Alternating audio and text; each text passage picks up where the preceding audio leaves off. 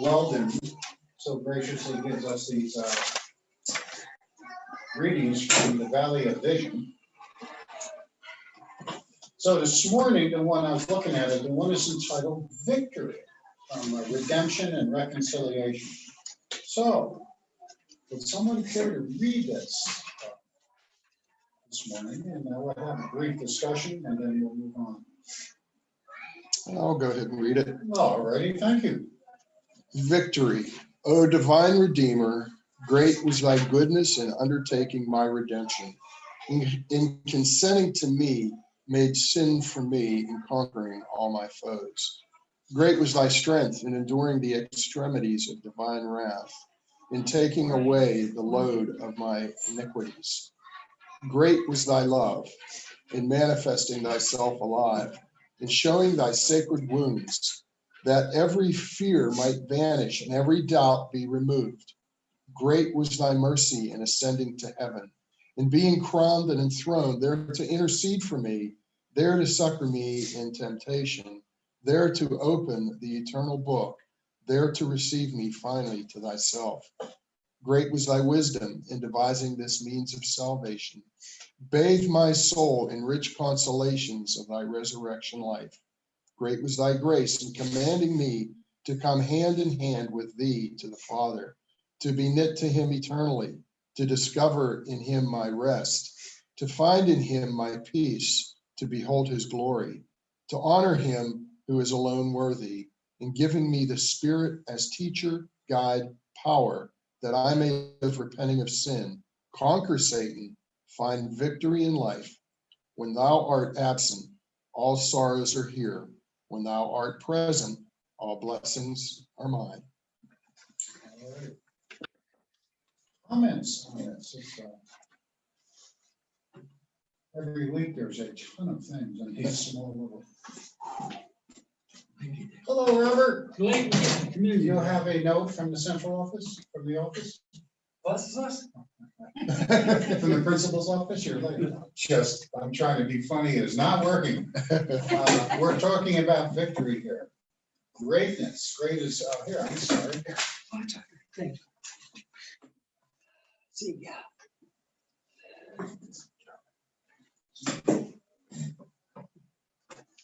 No, I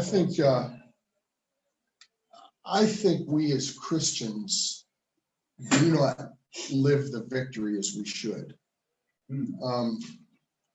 I have a little catchphrase that Christians should not live crisis to crisis. We should live adventure to adventure. And I think if we're living crisis to crisis, we're not giving God his due. We are, and even if we complain about things, if God is sovereign and he's in control and we complain about the weather, I believe that's sinful. I believe we're committing a sin when we do that, because we're not giving God his due, because the scriptures tell us what? He brings the rain. So in a sense, I think the fact that this just outlines all the reasons that we can live in victory. And so often I don't think that we do. Well, I think that's one of the reasons why one of the prayers is, Lord, help my unbelief. Mhm. Because we in ourselves, it's like you said, how about the first one thing? I don't like this weather. And really, you're absolutely right. God, the rage on it, whether it's snowing, it's cold, it's God's putting it on the earth. He's created. But that's why that Steve had pointed out last week that probably, God have mercy on me, the sinner. Well, I mean, I think you're right. I think Dennis is right. Based on what Dennis has said, I'm a terrible sinner. Yeah. It's convicting, right? I mean, if I play golf on Thursday and it's raining, I'm complaining. I'm like, you're right. You're absolutely right. Well, I thought this is good because it talks about his goodness, his strength, his love, his mercy, his wisdom, his grace. I mean, it covers basic, comprehensive in the sense that it covers everything that we go through day to day in life. And you're right. God is there to provide what we need, may not change circumstances. And I think that when you mentioned that I thought about that. The circumstances that we all undergo day to day don't change, God is not necessarily there to make the weather the way I want it or this and that. He's there to make me realize that he's there with me even when the hurricane or whatever comes. And the other danger is we use that as an excuse, so we can say that, but Dennis is right. In essence, we are really, in our sin. These are really good meditations. Anything else? The last two lines just sum it all up. When God's absent, we have all sorrows. When he's present, we're all blessings. Yeah, it's interesting, these are written as a prayer, but these are really, I mean, they flow. Yes. There's thought going into this. This wasn't stream of consciousness. They actually authored these prayers. All right, well, I think it's time to. May I take the minute that I asked last week about, remember you talked about the snowstorm, and this is about snowstorms too. You were blessed by your people all got together. Okay, listen. On Sunday morning, January the 6th, 1850, a 15-year-old lad was walking to church in the little town of Colchester, England, when a snowstorm drove him into a small primitive Methodist church. Only a dozen people were in attendance, and even the minister could not arrive. The reluctant lay preacher stepped forward to expound on Isaiah 45:22. Look unto me and be saved, all the ends of the earth. The unassuming figure exhorted the small congregation to look by faith to Jesus Christ alone. He fixed his eyes on this young lad and he urged, young man, look to Jesus Christ. Look, look, look. You have nothing to do but look and live. Like an arrow from heavens above, the gospel hit its intended target. The gospel hit Charles Adney Spurgeon. Atop his coffin in 1892 was placed a Bible open to Isaiah and by Isaiah 45:42. And by this, even in death, Spurgeon pointed people to Christ. Wow, That's what Steve Lawson. those are great stories. And it was so story. See, when you said that, I remember that. Yeah.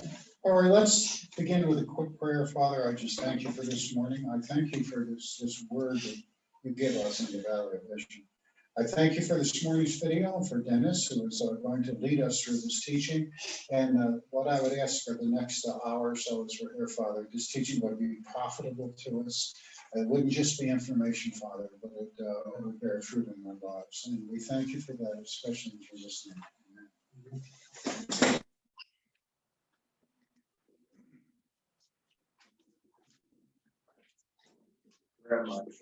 Oh.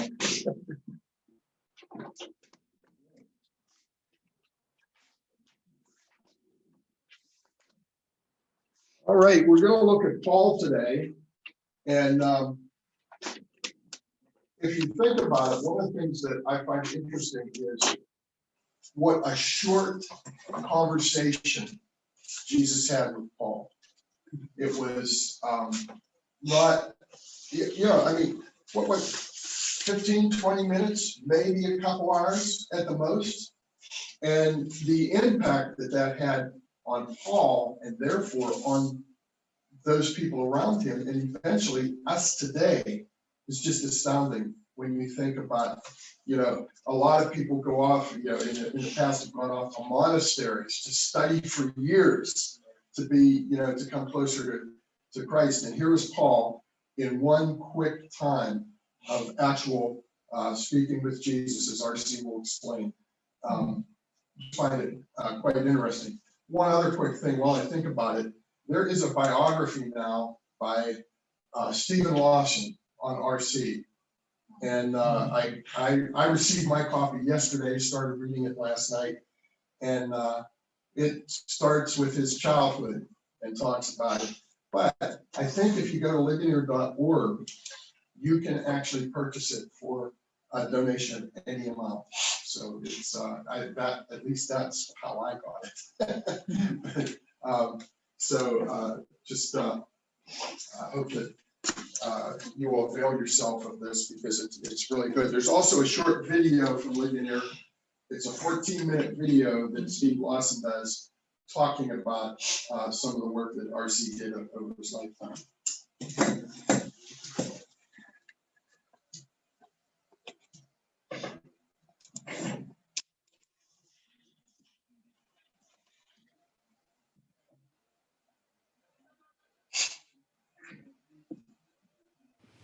In biblical days, the social structure of Israel was made up of several different groups. There were the Pharisees and the Sadducees, and there were the God-fearing Gentiles and so on. But one of the most prominent groups of people that we encounter in the New Testament, not because of their size, but because of their significance, was a group called the Zealots. At least one of the 12 disciples, and possibly two, were called from this group of people, the Zealots. The Zealots were called Zealots because of their great zeal for political liberation. These were the men who were committed to an armed revolt against the Roman occupation. But there was another group of people in Israel who could also be called zealots, though their zealotism was not necessarily linked to political goals or ambitions. And those were the Pharisees. These men were zealots for the law of God.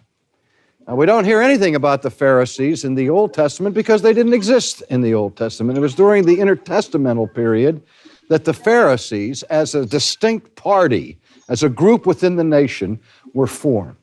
And they were formed by a group of conservative Jewish people who were extremely concerned about the radical secularization of the nation that was taking place. They were trying to swim against the tide of secularism and to call the people back to their roots and to the ancient law forms of Israel. And so they called themselves the separated ones, or the set apart ones, or the Pharisees. And they were personally, singularly, zealously devoted to living out obedience to the law of God perfectly in their lives. Now, even within the Pharisees, there was a subgroup of Pharisees who were the most zealous of the lot. There was a little group of Pharisees that developed who condensed all or summarized all of the laws that they could find in the Old Testament and had a list of 1,001 of those laws. And it was their belief that if any one of their group, any one of their number, could keep all 1,001 laws of the Jewish faith perfectly for 24 hours, that God would send the Messiah. Now, during the time of Jesus, there was one of these zealots whose life was totally devoted to the zealot cause of Phariseeism. He was reared in a home that was committed to the law of God. He was given a singularly great education, where he studied at the feet of the greatest rabbi of the century, Gamaliel, at the most important theological school in Jerusalem. And this young man, by the time he was 21 years old, had the equivalent of what we would consider to be 2 PhDs, and was considered the most learned Pharisee, young Pharisee of his day. But with his learning and his brilliance, there was a match of zeal. He hated anything that even smacked of a departure from the rigorous orthodoxy of the Pharisaic code. And he began to hear reports in and around Jerusalem about a new sect that was developing, a sect that he considered heretical, a sect that he judged to be a clear and present danger to the purity of the Jewish religion. It was a sect of people who were Jews who were following after this man called Christ, and who had the audacity to claim that this man was the Messiah. And this young zealot was enraged by this, and he developed a consuming hatred for Christians and for the Christian church. His name was Saul, Saul of Tarsus, a man whose Greek name was Paulus. who is known to us by the name Paul. Later in his life, when Paul was reflecting of his own experience, he acknowledged in his writings that he was a sinner. Now, this is an acknowledgement that comes from somebody who was a Pharisee of Pharisees, who was part of the Pharisaical elite who sought to live the law perfectly every day of their lives. This man finally acknowledged that he was a sinner. But not only that he was a sinner, but his own self-designation was that he was the chief of sinners, the captain of sinners, the arch sinner, the number one sinner of the world.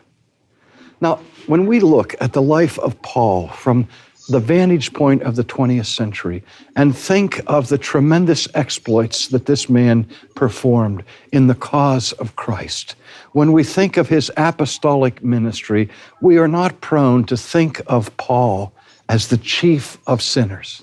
And when we read that statement in which he incriminates himself to that degree, we have a tendency to dismiss it and say, oh, this is just a characteristic example of Paul's humility.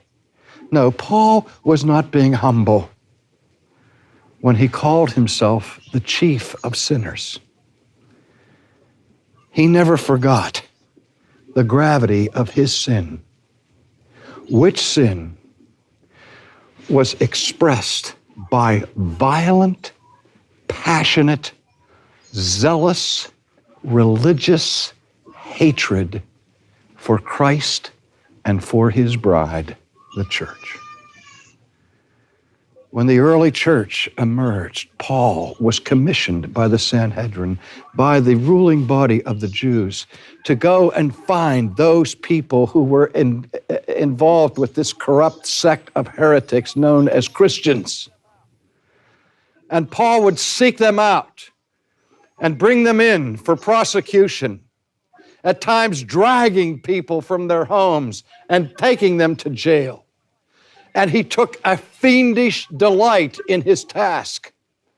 In fact, he was so zealous in this enterprise that he volunteered to carry out this purge of Christians beyond the confines of Jerusalem, up the Damascus road into Syria, to hunt them down, track them down, to root them out, to get rid of this cult that he considered it to be. Let's look at the narrative that we find in the New Testament, in the book of Acts, beginning in the 9th chapter.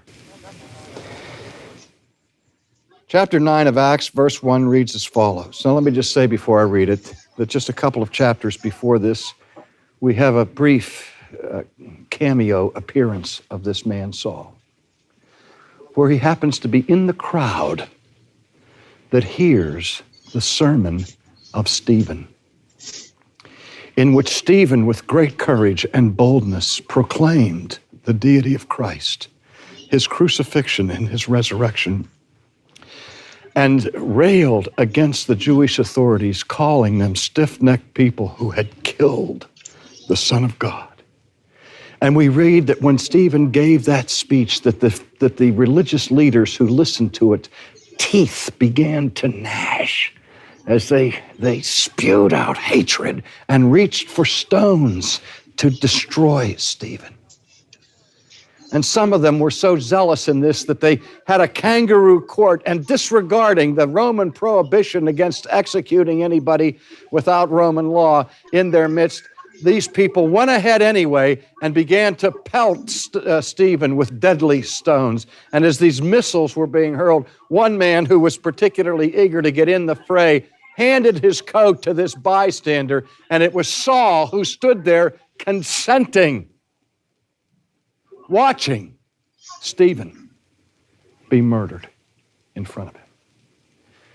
And the thing that we have to understand, beloved, when we later hear Paul saying that he was the chief of sinners, is that Paul enjoyed that experience.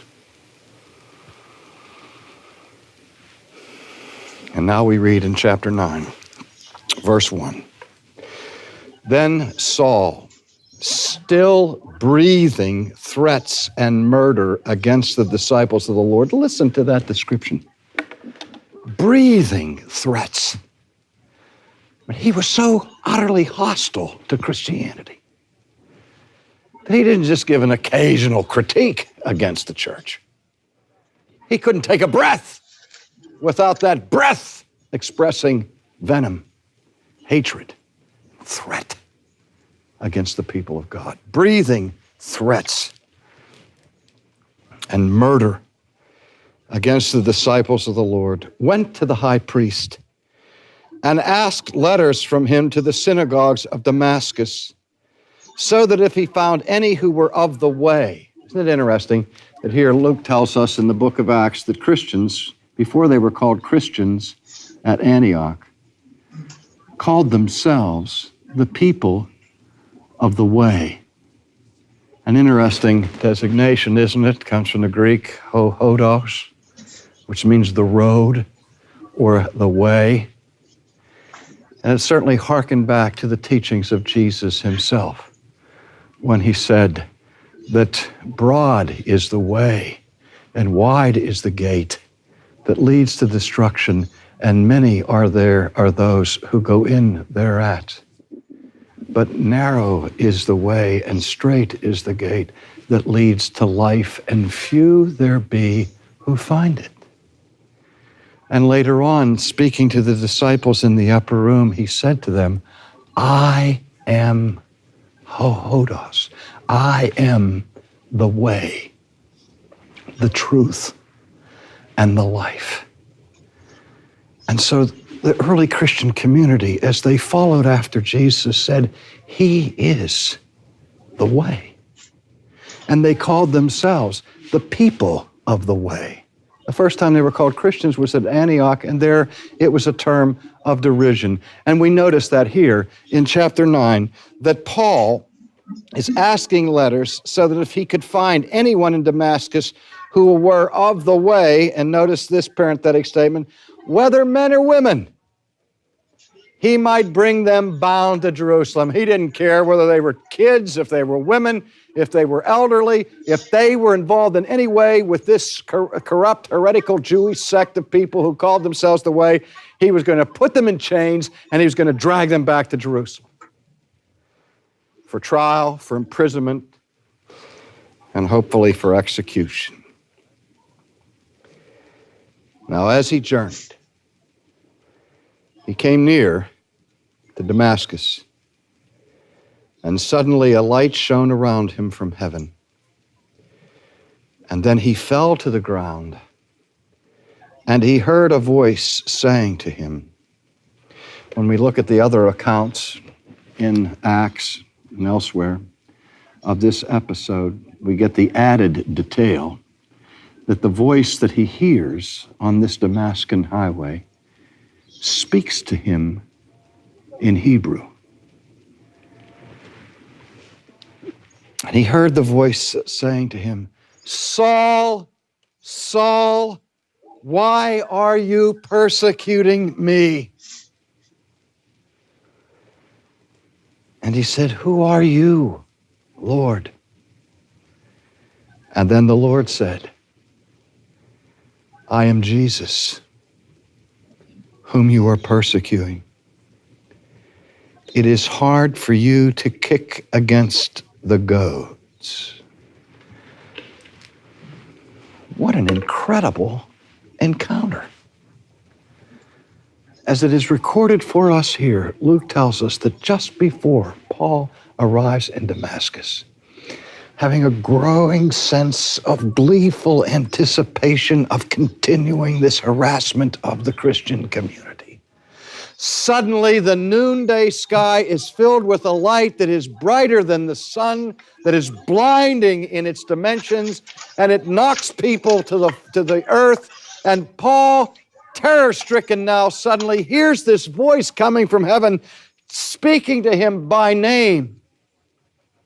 And not only speaking to him by name, but repeating his name, saying his name twice, which Paul, as an expert in Jewish culture and customs, understood to be an address of profound personal intimacy, a tender form of address, a gracious form of address, a loving form of address. Saul, Saul, why are you persecuting me? Let me just comment on that briefly. We know, as the text indicates, who the speaker is. We know that Saul is hearing audibly the voice of Christ. You would expect Christ to have said on that occasion, Saul, Saul, why are you persecuting my church? Because Saul had never laid eyes on Jesus during Jesus' earthly ministry. But it's important for us to realize in this statement of Christ that Jesus considered an attack upon his church as an attack upon him. To persecute his church was to persecute his own body. To rail against his bride was to rail against him. Now Saul, in his amazement, is dumbfounded. He doesn't know who's speaking to him. He doesn't recognize the voice. He knows it's in Hebrew, and he knows whoever it is the Lord. Who is it, Lord? He cries. And the voice says, I am Jesus, whom you are persecuting. Is it not hard for you to kick against the goad? What a reference that Jesus uses to Paul, who is so proud of his brilliance, of his erudition, of his education, of his mastery of the deep things of theology. Jesus has just now called him a stupid ox. Because the goads, or the ox goad, was a heavy board, a thick board that was placed behind oxen that were yoked to draw a cart. And in that block of wood, there were sharp spikes that stuck out so that when the stubborn oxes wouldn't move, and they would try to get them to move along in their resistance and in their hatred for their task and the onerous burden that they had, the ox would kick their feet back against the cart. And when they kicked their feet against the cart, their feet would come in contact with these jagged spikes that stuck out, this goad. Now here's how dumb the ox were. That when they would strike their feet upon these spikes, they would become furious. And they would kick it harder. And the more they kicked the ox goads, the bloodier their feet became, and the angrier the oxen became, and the harder they would kick. It's like somebody that beats their head against the wall and keeps on doing it harder and harder. Jesus said, what's the matter with you? Why do you keep kicking against the ox goad? Why do you fight me?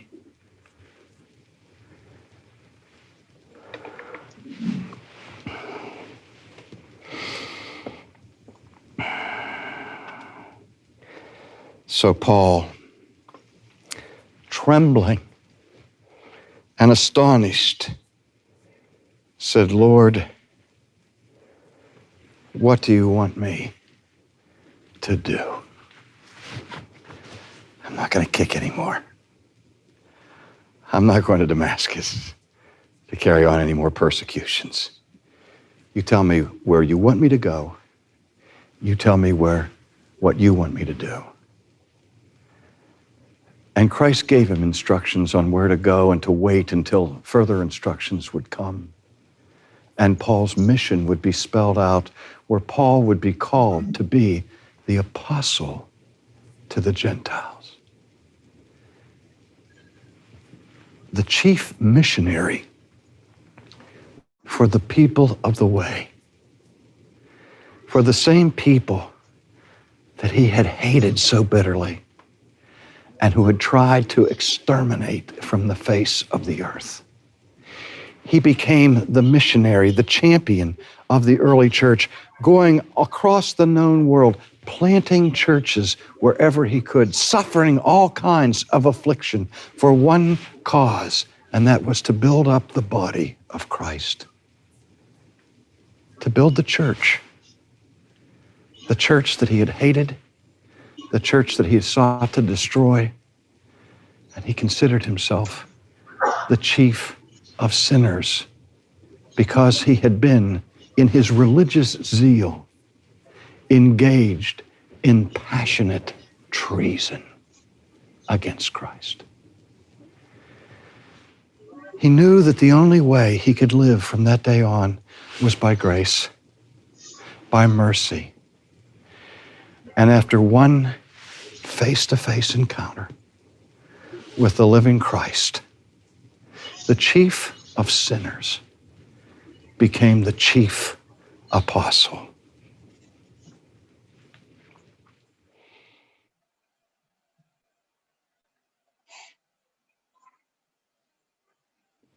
Do you ever feel like you can identify with Saul of Tarsus kicking against the ox goad?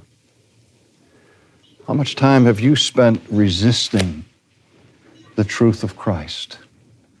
Have you been an enemy of God? Have you, in your contempt for the Christian church or for the Christian faith, indulged in the very persecution of Christ himself?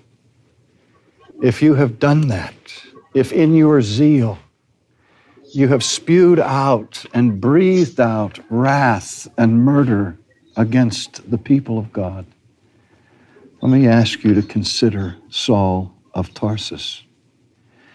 That it not take a light from heaven or an intrusion on a desert road to awaken you from the folly of that enterprise, but that you may catch some glimpse of what Paul caught when he came to an understanding of the sweetness of Christ and the excellence of his name, and come to a place where instead of hating his church, you love his church because it is his bride.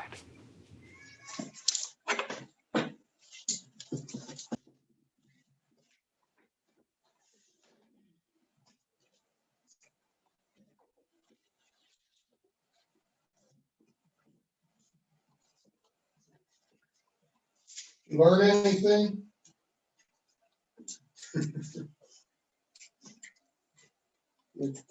I appreciate Sproul and his technique.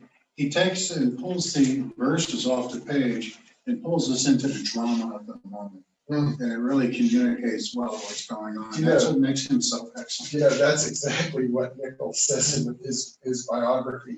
As it's starting out, how R.C. takes the scriptures and puts the drama into it. And actually, R.C., he was quoting R.C. R.C. said that's the preachers, that's what you need to do. It pulls you into the moment. Yes. And you're there. Yes, He's excellent at that. yes. Anything else? Well, I picked up on, made me think of a scripture out of Matthew. He said, Saul, Saul, why are you persecuting me? And apparently that's a term of deep intimacy. So God loved Paul and was intimate. I thought of that, kind of take a little quick rabbit trail, very quick one, in Matthew, where Jesus said, many of you will say to me, Lord, Lord, didn't I prophesy in your name? Didn't I do this? But depart from me, for I never knew you. And I thought, whoa, the new in the Greek is epignosis, which means an intensive relational knowing. So what he's saying to these people are saying, Lord, Lord, we have a relationship with you because we prophesied, we cast out demons. Jesus says, no, no, no. You never knew me. Don't use that term. I thought that was interesting. When he said that, I went right there. So you can do all the stuff, all the mechanics of the faith, and never have it, know Christ intimately. Very interesting. Just a little rabbit trail. He said that. Maybe you can think something else, but he is a complete turning around for what he was. I mean, just like bring in Adolf Hitler coming along with the Jews. yeah. I mean, there was all the, I mean, there was like one was a tax collector, and everything, but they didn't hate people. He was the epitome of hate. So it was completely funny. That Damascus Road experience is a major event in human history. It launched the Western world. I mean, it's amazing. Yeah, here was the real introduction of ministry to the Gentiles. That's what Paul was called to do. Not that he didn't, he did minister to the Israelites, but his main task was to go out and minister to the Hebrews. What's interesting here is that here's a guy who was a Pharisee, a Jew, right? And yet he had roots in the Roman world. So he had a foot in each world. And God calls somebody that has that kind of a background to become the minister to the Gentiles. Just amazing how God works and the mystery behind how he does things. And for us, can you imagine on those 3 days what was going through his head as he went into the town and he was there and he's blind? What is this all about? How about Ananias? And then, Hey, this guy Saul had to come visit. If we take the story out further, and Ananias is called and told specifically, go talk to Saul of Tarsus. Yeah. And lay your hands on him so he receives his sight back. Well, I'd be thinking something like this. I'd be thinking, when he gets his sight back, what's he going to do to me?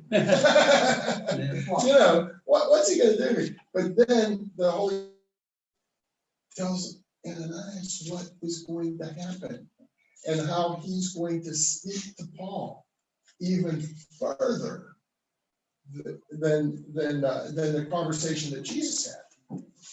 And so just really interesting stuff. But when you think about the bitterness and the hatred this man had for Christians, or as they would call them at that time, the way. Here he is. He holds somebody's coat while they kill Stephen. And even in the scripture here, what's it say? It says he breathed threats and murders. Yeah. And another point it brings out, it tests on the Christian itself. It did come to the present day. And I'll use Bill as an example. I'm sorry, Bill. Well, that's all Say right.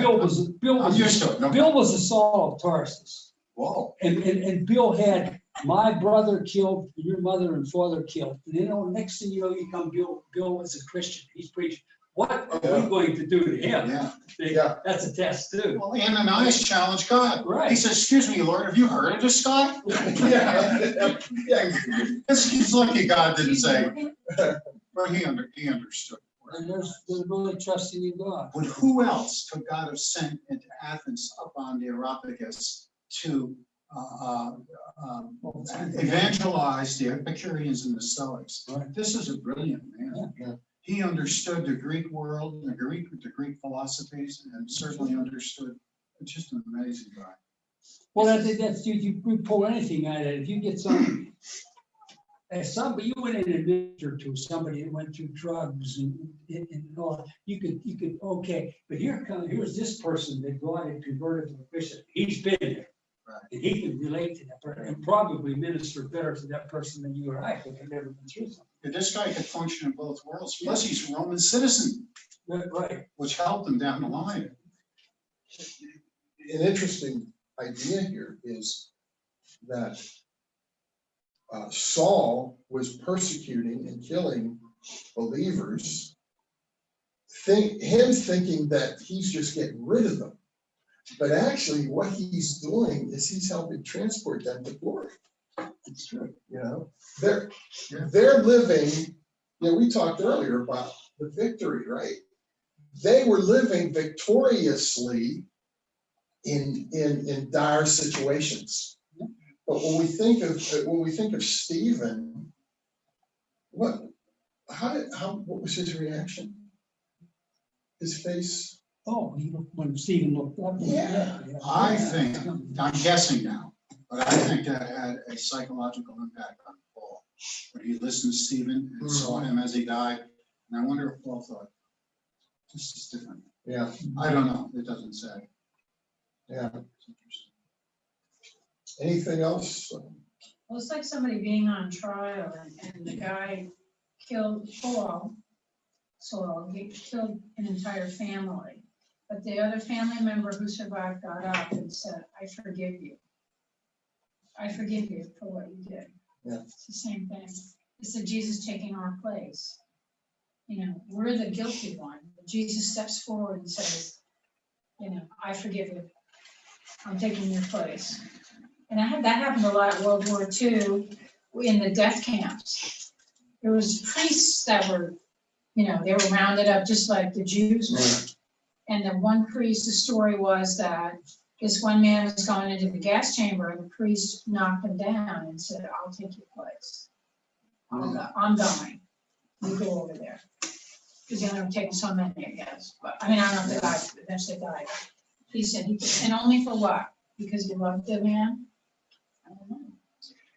You know, one of the things that stood out to me is the idea here that the Pharisee of Pharisees, the guy that is tied to the law, not just thinking about it, but tied to the law, looking to be that person that in a 24-hour period, you know, his desire, Saul's desire was to be a person that kept 1001 laws in a 24-hour period to do what? Bring the Messiah. Bring the Messiah. And so when we think about that, and think back to last week when we talked about the law, and even as we think of the transfiguration, the law and the prophets were shown. The law was shown. And why was the law shown at that time? To show that Jesus completed the law. And that grace now was to be was the key. And so here's Saul on his way to Damascus, ready to do dastardly things. Pardon the Batman reference there. And do things that were just incredibly horrible. Just incredibly horrible. And he's on his way there because he wants to do what? He wants to enforce the law. He's thinking in terms of the law. And so on his road to Damascus, what happens? He gets a shot at grace. And he begins to understand, he starts to understand here and now, that grace is the key. And so here's the guy that was the lawman, and now he's living under grace. And he's understanding that grace to the point that he can take it to other people and he can share it. And so when he goes into the people that would fear him, he comes and brings grace. He comes and brings grace. Well, let's take a look at how is Paul's encounter like the transfiguration?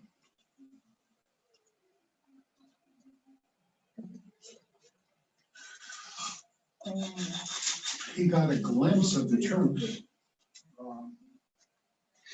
The light. The light, the light, the purity of the light. You know, again, R.C. referenced at the transfiguration how perfect the light was. Remember, he talked about the detergent that said they made things whiter than white. You can't get any whiter than white. And that's the way that the light shone at the transfiguration, and even now when Paul, well, we need to remember he was still referred to as Saul, but well, of course, he said they say Paul here, so I guess it's all right to just switch the names, even though it was a little bit later that he was really. Do you know what the Greek term Paulus means? Dr. Cottle, that's what it says. It means, in the Greek, it literally means I am diminished. Oh, Paulus. diminished. Okay. It's interesting. So, so the light, and as I said, I think that there's a connection there between the law and the prophets, and the law and Paul. What distinguished Paul from the Pharisees? He was the Pharisee. He was a Pharisee of Pharisees, yes. Talk more.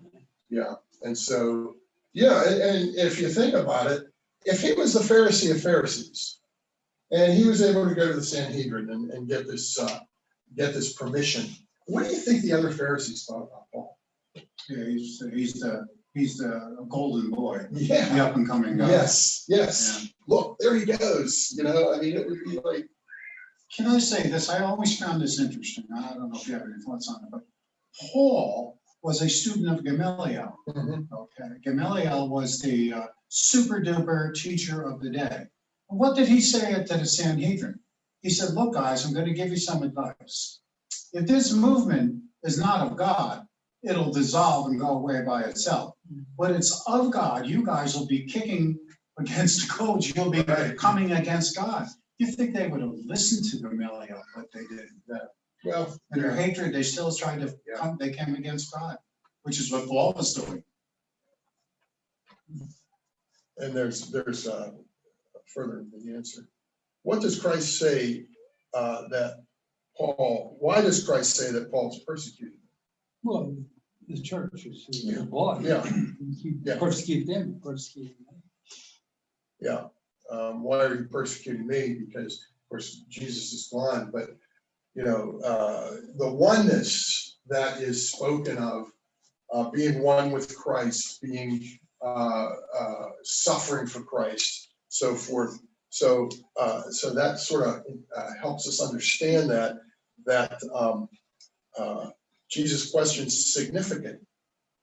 Well, I mean, if they would, for us, you know, if someone persecutes our spouse, they're persecuting us directly. So there's a relationship there between Christ and his body, the church, that's on that That's level. interesting. When we were at the other church, we were going on a mission trip, and it was close enough that we could take a day if we wanted to. And Marilyn was going to come up for a day, and one of the kids had a job or something and couldn't come up that day. And Marilyn said, "Well, if I am able to do this around my work schedule and go up, I will take her." So it turned out Marilyn couldn't go. But it was never a strong commitment saying, well, I'm going to be able to go. I can take this and get up there. And the mother called Marilyn to me. I got pretty mad about that. I got pretty mad about The that. two of you are one. Yeah. So And, what you told me to do to the other. yeah. And that's the only time in 47 years of marriage, plus several years of dating and several years of just knowing Marilyn before we even started dating, that I ever heard anybody say something like that about her. You know, so it made me, I was mad. I was mad that was said, because, you know, she's me, like you said, we're together on this. So, what does Paul's calling teach us about God? You can use anybody. Yeah, that's a good one. Yeah, and you know, there's a lot of times that people post a thing, a lot of times on Facebook that says, "Well, God takes adulterers, God takes murderers, God takes, you know, all these different types of people." And I think that's one of the interesting things about coming to understand the truth of the scriptures, is that you don't see people that don't struggle. You know, you don't see people in the scriptures. The stories of the people in the scriptures are about people that struggle. Steve preached a sermon a year or so ago, and he pointed out there was one person that he pointed out did everything right and found favor with God. And we didn't see any kind of negativity about this person, that he wasn't struggling. I'm sure if we had more information about that person, we would find that they didn't have struggles. But that's the only person, because I asked this question. Do you know of anybody in the scriptures that didn't struggle? You walk with God. Hmm? You don't Well, walk with God. Yeah. I Yeah, got you. yeah. That's a real Sunday school answer. It is. May I go to the bathroom? Yay. That's true though. All of the people God called to his purpose, to leadership in that, none of them approached on their own merit. Yeah. I mean, the man after God's own heart, David. Yeah, David. Oh, man. But can't you, how would you feel if every character and person in his Bible was perfect and, well, Miss Supreme or Mistress, you'd say, man, I don't have a chance. Well, that's how you know the Bible's genuine. Yeah, right. If you wrote the Bible, you wouldn't put all the dirty laundry in there. Now, this question we know. Paul was angry because these people were a threat to Judaism, were a threat to the. He was defending it. Yeah. And, well, here it is. He hates it. He hated Christianity. And because he was so zealous about it, he was furious. And you look at some of the people in history that were furious people. I mean, I know the first person that comes to mind is Hitler. But if you think of Mao, and you think of all these other folks that were furious to do things, Stalin, you know, it was really all right. Saul studied under which Jewish teacher, and I think we know that. Yep, Gamaliel. I always just pronounce it Gamal. Yeah, Yeah, that's good. Gamaliel. yeah. So I learned something. What did the Pharisees believe would happen if the 1,001 laws were kept in one 24-hour period? The Messiah was coming. Yeah. What is the significance of Jesus addressing Saul twice? That's when you're emphasizing the point. Yes. It was a term of intimacy, you know, and I think we can identify with that somewhat. You know, when we're talking to our loved ones, sometimes it's just not. It doesn't feel comfortable just to say, Marilyn. Sometimes Like Sean says to me, Marilyn. Bill. And I know I'm in trouble. Then you get your wife. And if you get three, you're really in trouble. You know, you can say you're not listening to. There's usually, Bill, are you on them cookies down there? Yes, I am. Okay, and what did Jesus mean by indicating to Paul that he was kicking against the goats? And by the way, how many knew what goats were before this? Well, they use cattle prods today too. Yeah. Well, I didn't realize what they were exactly. I knew it. That's because I listened to your Dusty Lord case. Okay. Jesus was asserting that Paul was as stupid as an ox. I never thought of it that way.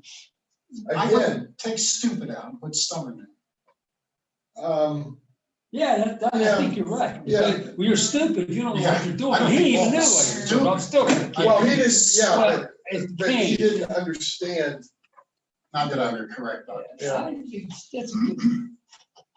Paul believed the people of the way were a Jewish cult. Yeah, No, you didn't think they were Jewish. did they? yeah, they were Yeah. Jews. Oh, Yeah. you did? Okay. Yeah, he thought they were Jewish. They were named, well, actually, at this time, they were just called the Way. Right. They weren't even called Christians. They were still practicing Jews though at Yes. that time. And that brings us to the end, so. You know, you mentioned about David, man after God's own heart. And God forgave him for what he did. But in this, now you see the justice in God. He says, all your life, David, you're gonna have the misery. Your family's gonna be revolted against you because of the consequences of sin. He forgave, but there are consequences. It's like, I forget, it was Billy Sanders, somebody's drunk or something. He says, God may have given me a new heart, but he never gave me a new stomach. And he didn't take that away. So sin, there's consequences to it. All right. You look so official up here. Yeah, really. I was about to say, I didn't know you were on the video. Oh, yeah, it's been recording everything. Hey, when you listen to Nichols about this, what Sproul said, he says, you can take the man out of Pittsburgh, but you can't take the Pittsburgh out of him. Yeah, that's one of the first things quoted You in see that us book. proud Northerners, yeah. Yeah. Sproul is something else.